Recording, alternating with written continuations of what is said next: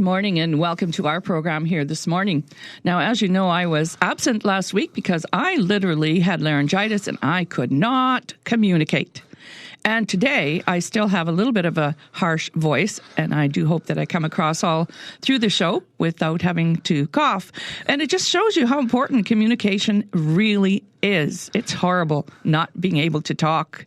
It's really important as well to communicate, to build relationships. And, you know, for instance, if you have a very sharp tone in your voice, you drive people away. But also, businesses have to communicate. And to be honest, not-for-profits as well must think very carefully about how they communicate, because they need to convince customers and prospects to buy their product or use their service. And believe me, with the internet today, your message can go really far and wide.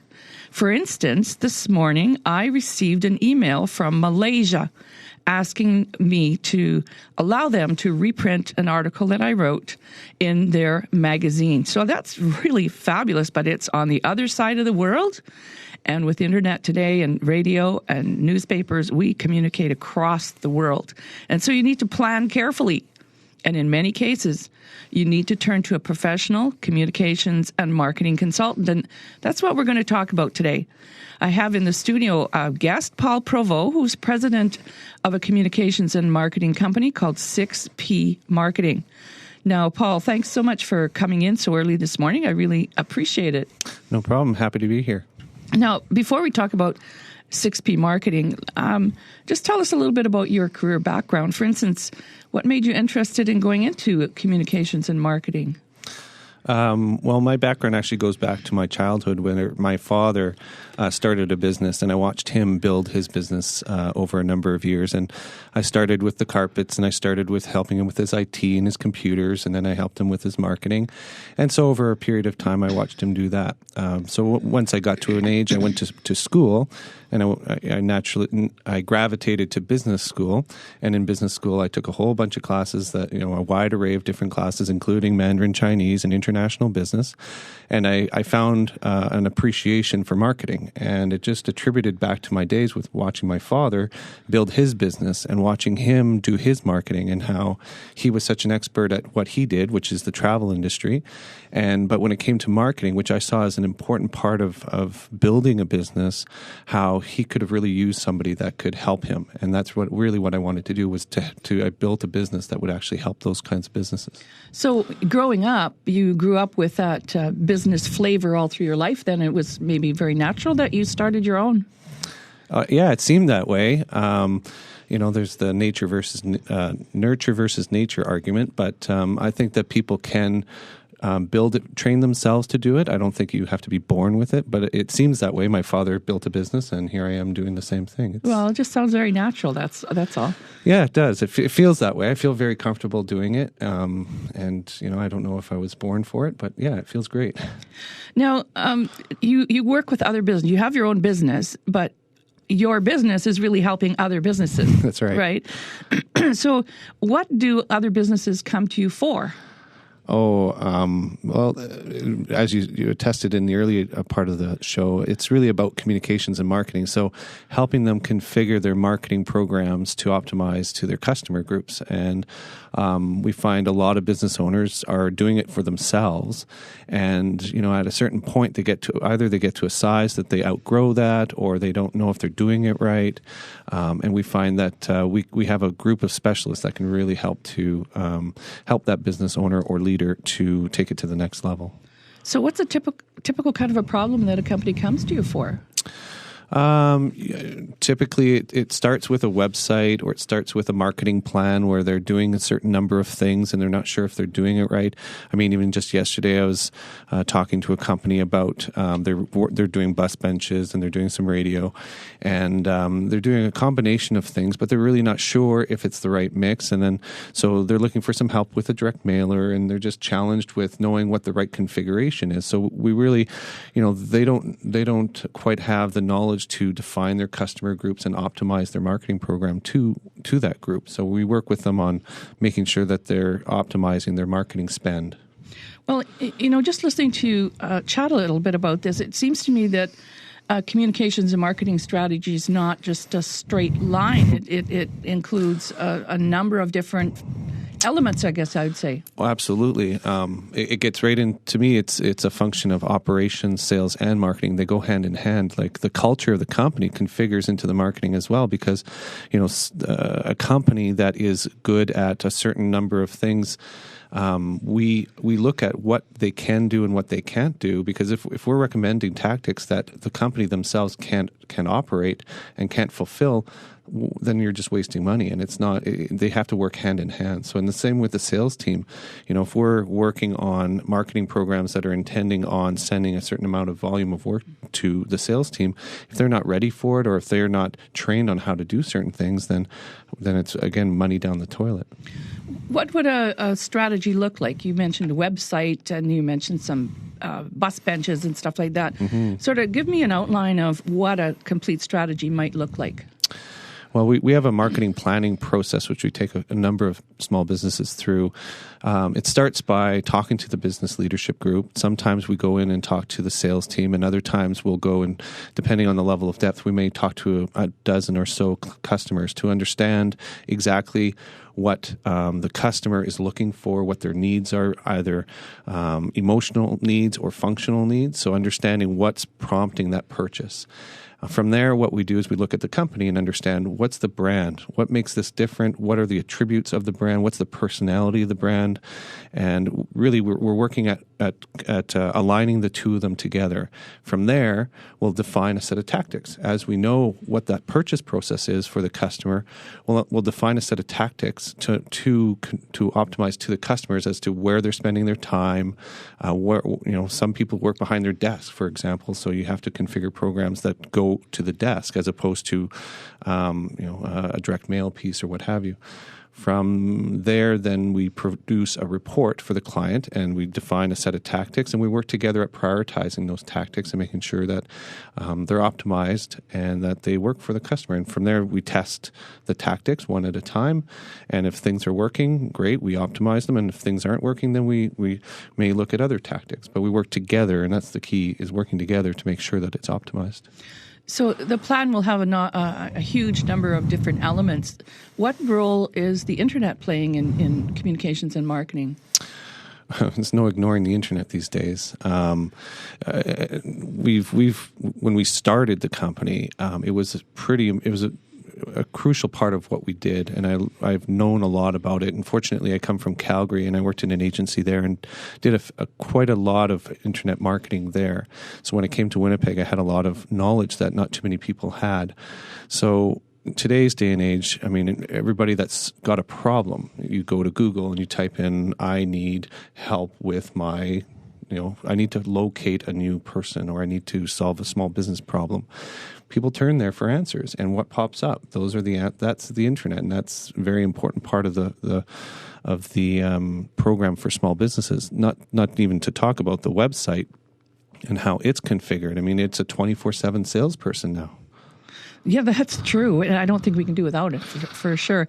Now, Paul, we have to take a little bit of a break. And when we come back, I'd really like to look at, how does a company take your strategy and remain fresh and attractive, because, things get stale after a while.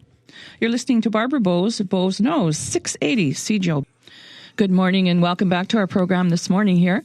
I have Paul Provost from a company called 6P Marketing, and we're talking about the importance of communication and marketing for businesses as well as for not-for-profits. And I was going to move into why we need to keep that public image fresh and attractive, but I'm going to back up a little bit. And Paul, I want you to give me an example. We were talking about all the elements of a full strategy.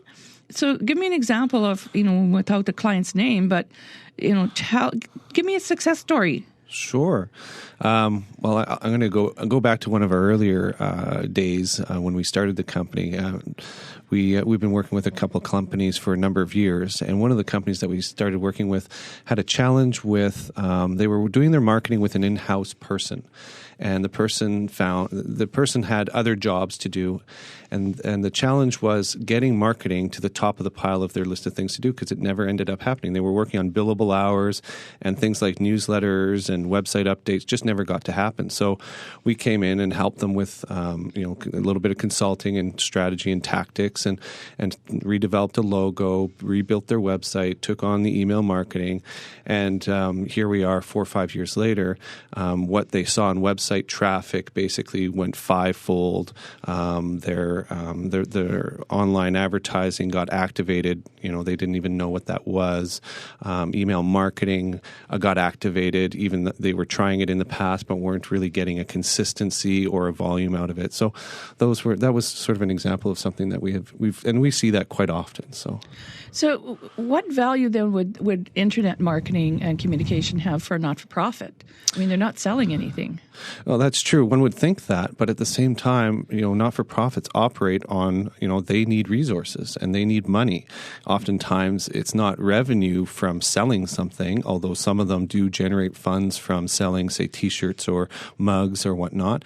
But more important is often the donor side of things. And I got to tell you, we have a number of not-for-profit clients, and the donor dollar is competitive now. There's a lot of not-for-profit groups out there. I don't know if you noticed, but between Cancer Care Manitoba, inner city issues like the Inner City Youth Alive or the Friends of the Human Rights Museum or the Assiniboine Park, these are all not-for-profits. Everybody wants money, for sure, yeah. Yeah, that's right.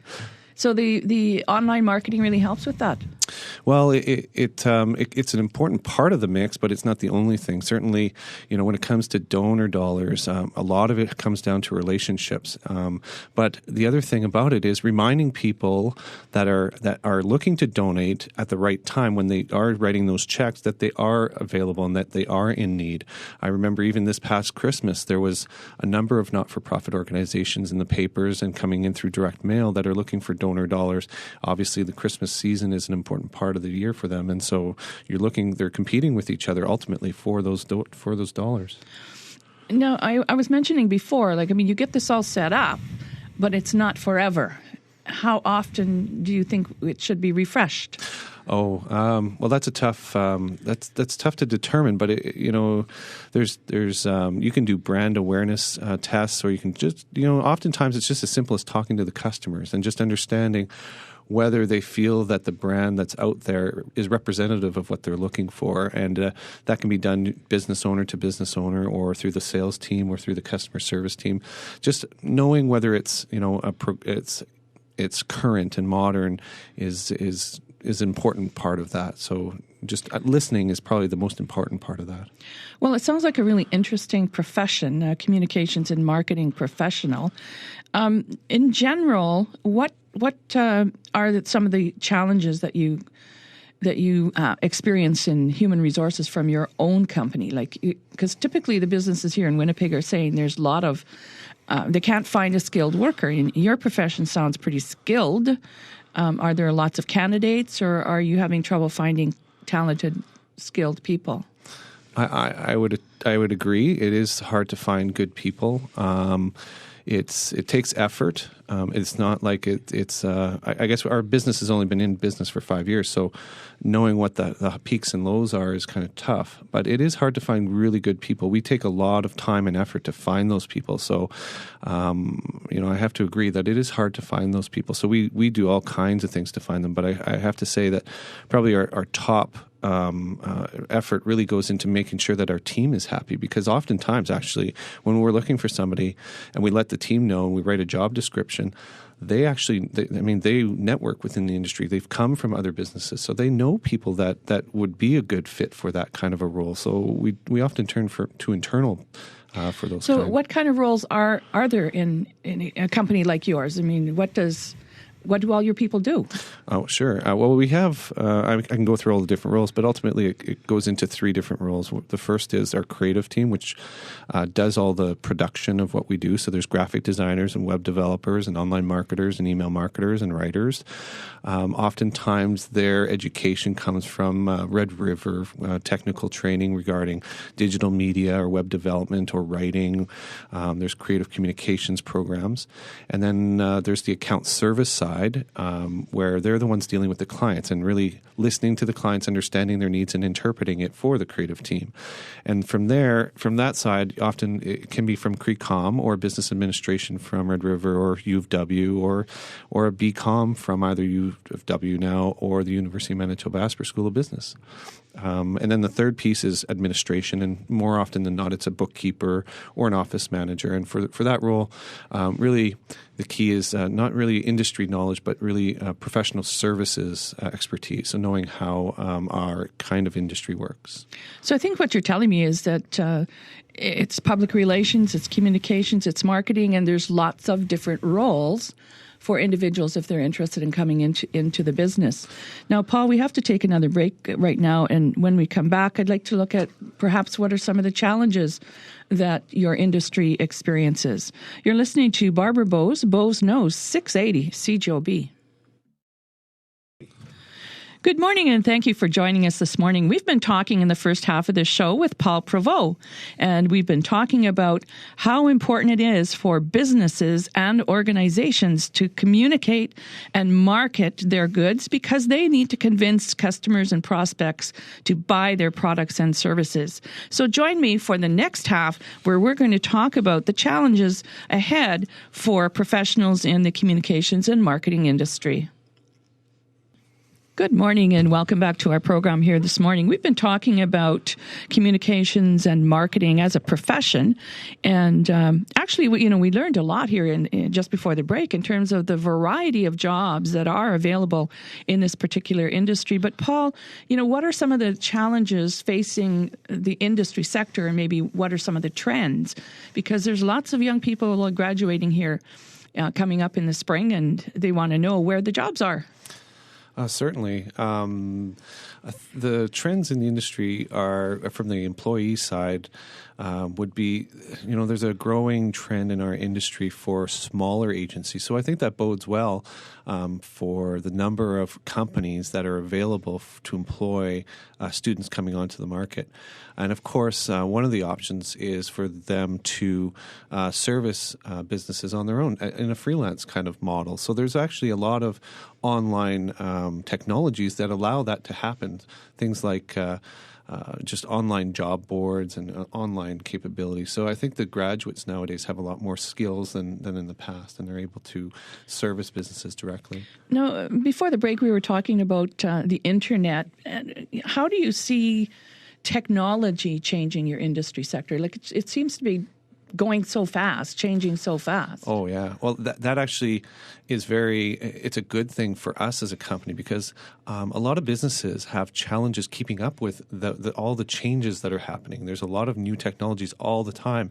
And for a business owner that is very busy in their business all day, to keep up with those technologies is very hard. So that's what we live and breathe every single day. So we know about all these technologies. We test them and use them on many different clients. We know which ones are appropriate for which kinds of clients and which kinds of customer groups. And so for us, staying on top of all these technologies is good. But for a business owner, it's very challenging. So they find a lot more stress and lack of awareness on how and where to apply their limited resources. So really that means that if you're going to go into this profession, you better plan on being a continuous learner. Oh, yeah. And do I have to go back to school, or is this something that because you're good in the area, you're continuing to pick up new technologies and learn new things on your own? I think it's a combination between learning things on your own and having an interest in your field. The fortunate thing is a lot of people that go into this industry are very interested in it. They're not doing it because it's high paying. I mean, there is decent money to be made, but at the same time, it's very interesting work and it's very rewarding at times because you're helping business owners and there's a lot of satisfaction that goes along with that. But there's also some challenges with it. But the sum of it is that it's very rewarding at times, and that students need to keep up their skills. And sometimes the employer helps with that, and other times you have to do it on your own. And that's just the nature of this beast. It is a changing environment, and we individually and as a corporation are very used to change. We have to embrace it, and with all of our clients, we approach it with basically a very interesting approach. No, you mentioned earlier on that the reason that companies and not-for-profit organizations get into having a marketing and communication strategy is to convince customers and convince prospects to use a service or buy a product. So when we take a look at your own company, 6P Marketing, how do you set yourself apart from customers? From your competitors. We set ourselves apart from our competitors in a couple ways. There's a number of companies that are freelance and some that are design studios and others that are ad agencies. Where we're different is that we approach it with a business mindset, where a lot of our competitors are very design oriented. So we approach it as if we were the in-house marketing department and that there was a responsibility to delivering results. So we provide strategies and creative solutions that are geared around the results that are intended to be achieved. And regardless of what that means for us, we always have the customer first in our minds. The second thing is really our team, which I'm really proud of. It's a really good team, and I think we put together one of the best teams in the market to help businesses market themselves. I feel privileged to work with all these people that have a varying degree of seniority and experience, some with 20, 30 years of experience, and others that are, a couple years out of school. So a great wide array of people in our office. And how many people do you have working for you? We have 10 now. We grew from my basement, and over the years we've grown to 10. And we've been at 10 for a couple of years now, so it's stabilized for us, and we're very happy about it. Well, you're really a good example of the entrepreneur that starts out of their basement and moves to a new office and grows and grows. You're at 10, and I know even for myself, people would say, "Oh, you've moved again. Oh, you've moved again," and that's true because I think for the first 5-7 years, every time we grew, we had to go get a new space because we just had no room. So it's been kind of interesting. So it's your team then and the expertise that sets your company apart from the competitors. Absolutely. Well, and to do with that is really, I think, collaboration and scalability. We specialize in small business, and we really work hard at listening to business owners and leaders and collaborating with them and treating them with respect and listening to and working with their expertise and applying our expertise and working together on the solutions. And with scalability, it doesn't matter what the budget is. We'll deliver a solution that is going to optimize that budget for them. So it's whether it's $500, $5,000, or $50,000, it doesn't matter to us. We just tell them how best to apply it. So always working with the clients to meet their needs. Now, we talked about technology, and technology is going to change like crazy. I mean, I was watching the announcement of the new BlackBerry. I guess there's two now, right? A BlackBerry Z and a BlackBerry Q or whatever. But, every day there's always some new announcement about technology. So we know that's coming. But what other challenge do you see confronting yourself as a business owner in this profession? Well, for me specifically, over the years, I started it, and I still am an important part of the process. But really, we're going from an entrepreneurial model to more of a managed model, and that's very purposeful. I've always treat the company as in, if I get hit by a bus, what happens? I want this to keep going and make sure that the team is stable that way. So we're really trying to put processes and systems in place to make sure that the dependency on myself is lessened. And make sure that we do that properly. And so how we did it, really, we started with our mission, vision, and values, which I know you know a lot about how to do those kinds of things. And so we started with our mission, vision, values, and that took us about a year and a half. And the last year, we've been working on KPIs, key performance indicators, and really just been working very slowly as a collaborative process with our entire team to put these kinds of systems in place.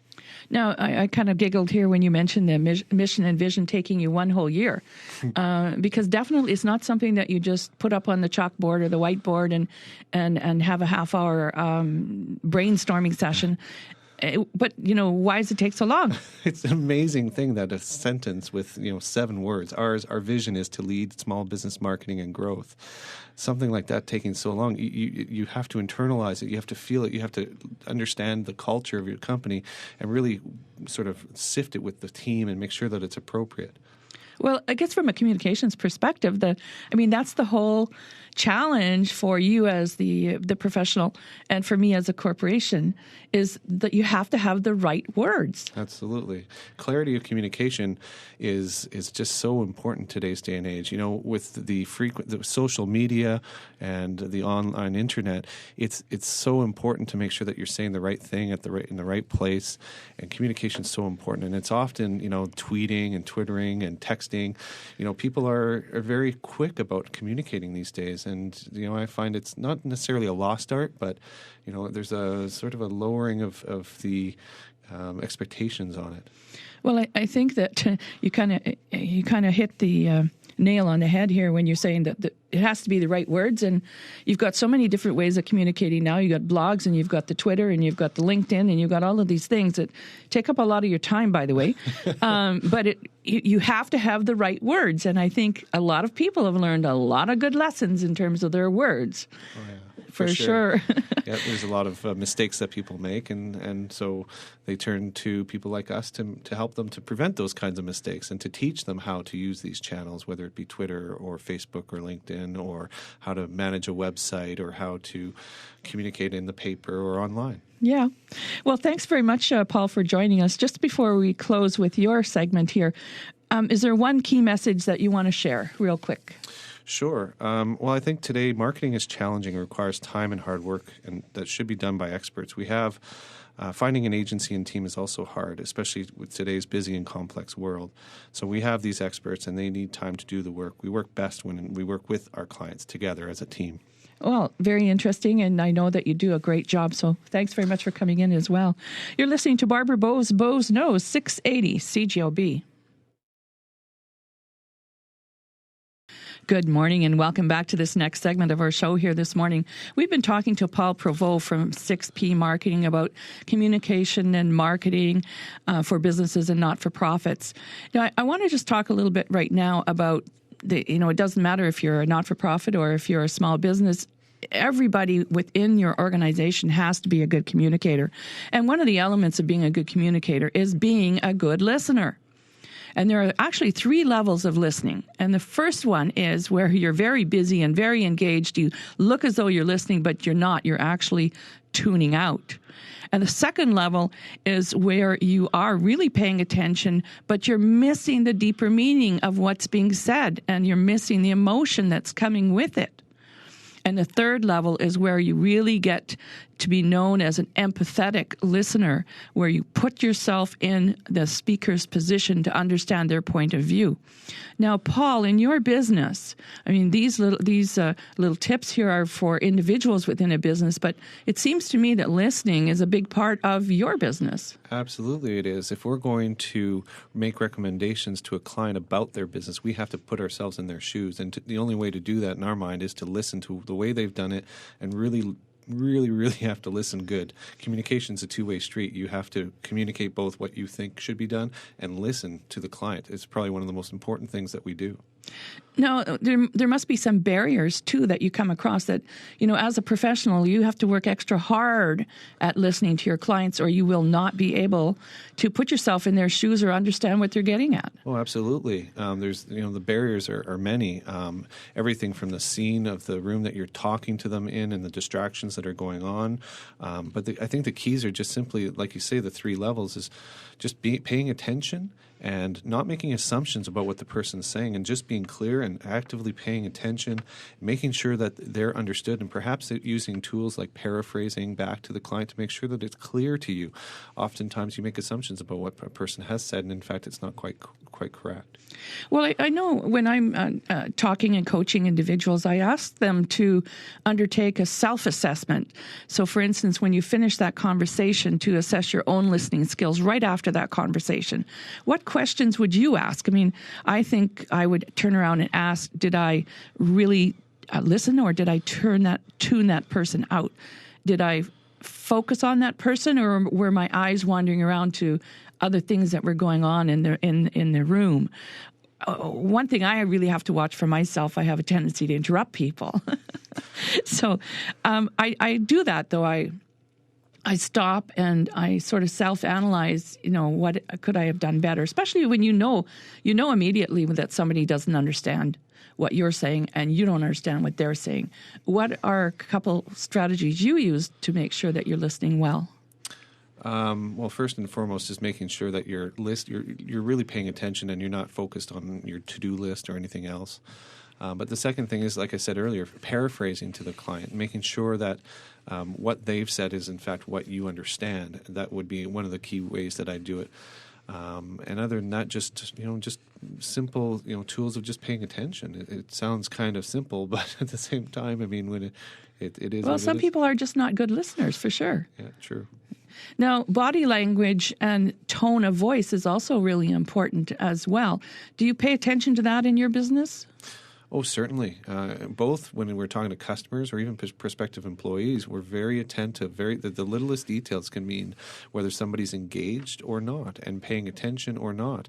Things like leaning forward or fidgeting with hands or looking at the clock, those kinds of details make all the world of difference to knowing whether somebody's actually interested or engaged or listening or not. So listening and talking and writing and communicating both from a technical point of view on the internet and also on paper or in ads or on television is something that your company does. Where can people get a hold of you? We talked about websites earlier. I suppose the best way would be through our website, www.6pmarketing.com. How about saying that again a little bit slower? Sure, 6pmarketing.com. Well, thank you very much for coming in this morning, Paul. I really enjoyed hearing about your company and about the industry. I think it's really exciting for young graduates that are coming out of university and college to know that there are so many jobs, different kinds of jobs in the industry sector of communications and marketing. So it'll be an exciting time for them, I'm sure. And thank you for joining us. You're listening to Barbara Bose, Bose Knows, 680 CJOB. Good morning and welcome back to our show here this morning. For the last segment, we've been talking about communications and marketing and the importance of that for businesses and not-for-profits. It sounds like it's a really exciting industry to get into. And as you're graduating or interested in moving into this segment, you need a good resume. And so I'm going to direct you to McNally Robinson's to purchase Resume Rescue by Barbara Bose. And if you are having communication problems in the workplace, go and find Taming the Workplace Tigers, because it will really help you to communicate with everyone in your organization and develop more positive relationships. And one final word, Legacy Bose is hosting a First Nation, Métis, and Inuit Human Resource Conference, March 6, 7, and 8. Come communicate and learn and listen. Thank you so much for joining.